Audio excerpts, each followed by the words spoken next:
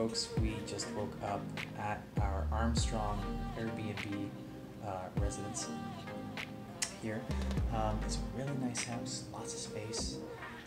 I'll give you a look around. Say hi, Josh. Hello.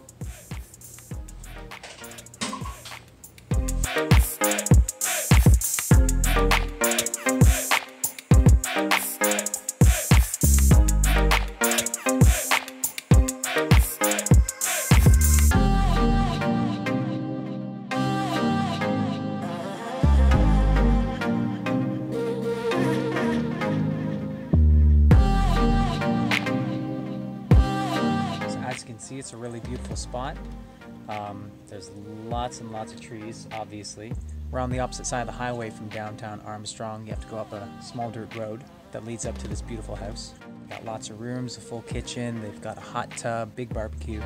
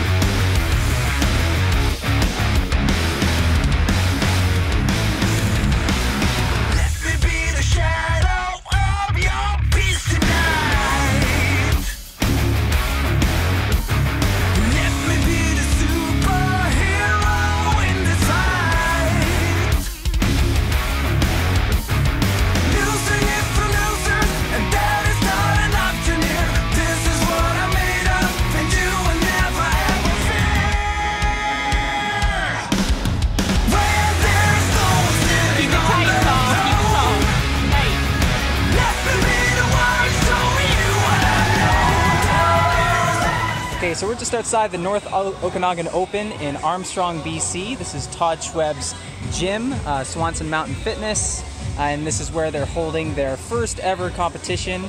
Here I have Mandi Bartkow? Bartkow.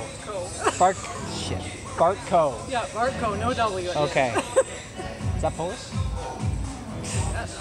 I'm gonna forget it again. Mandi Bartkow. And she hails out of Saskatchewan. Yep. Okay. And she made the trip all the way out here to lift today. Today was a big day for her because it's the first time that she is lifting 24 kg bells in double long cycle, which if you've been living under a rock and you have no idea about kettlebell sport, you wouldn't know how big of a deal that is, because there's only a few women in the world who really lift the 24 kg bells. They're heavy as shit, so it's not too surprising. But I just want to stress how big of a deal this is, and let's get Mandi's take on how big of a deal this is for her and what her perception today is of lifting those and putting in the set that she did, which she'll tell you about. But let's move this on over to Mandi. Tell us about when you first started doing double long cycle and sort of your aspirations when you started that. Did you have any idea that you'd get to this point? And tell us how that journey went. I would say doubles is about 2 years now. So I started with the 16s, which felt super heavy at that time. I just wanted to last 10 minutes, kind of like I was hoping for today.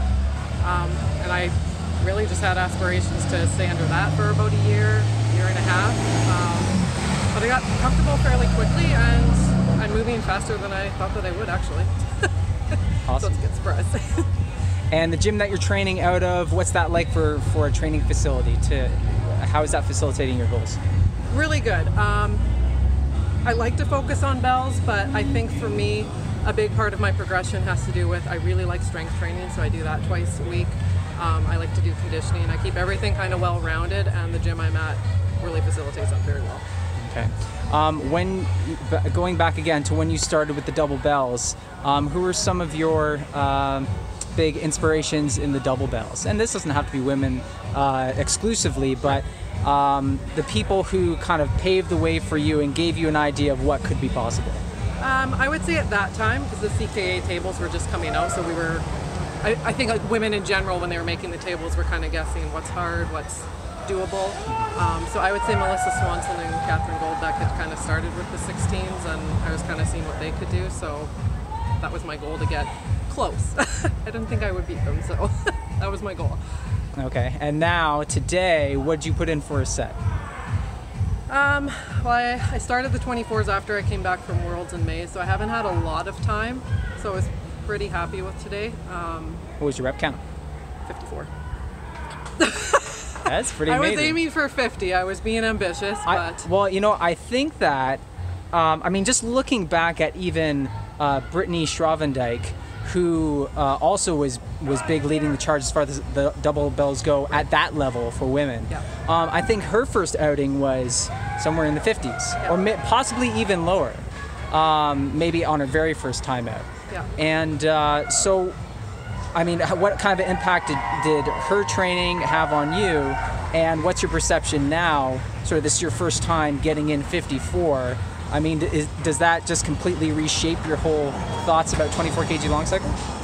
It does a little bit, especially because I totally forgot that her numbers were around kind of what I got today. Yeah. So that's just shows it can be done, but it, like you said, it's really heavy. And just coming back from Worlds, that's what kind of made the push, because I did the 20s there, and it went well. But I was like, okay, I want a little extra challenge, because silver was 29 reps, and I thought, you know what, I can do that.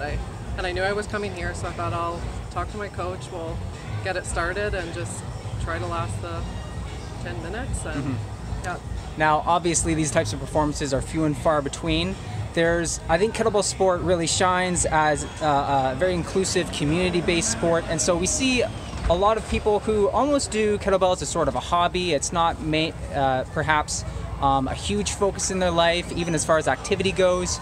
So, I mean, how realistic is it for someone else who may be watching these videos to look at you and say to themselves, oh, it can be done? I mean, how realistic is that for the average person? How do you see yourself as an athlete? I would say it's doable for the average person, but don't get me wrong, you have to put in your time.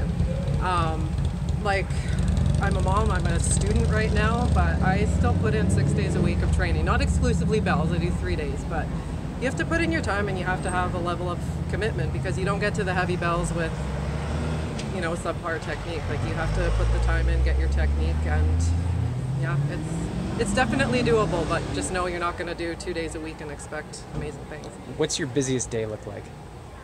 For work and training? Yeah, getting everything in. Probably 6 a.m. to 10 p.m. I work 12 hours, but I schedule at least 2 hours training for myself, and I have my 2 hours of homework, so it's, as long as you organize, it can be done. Does training supersede homework, or is it the other way around right now? I would say training does. But I try. Cool. Well, I hope that everyone could take away a lot of helpful information here. I want to thank you so much for taking the time to speak to the people on the other side of the screen. Thanks. All right, thanks.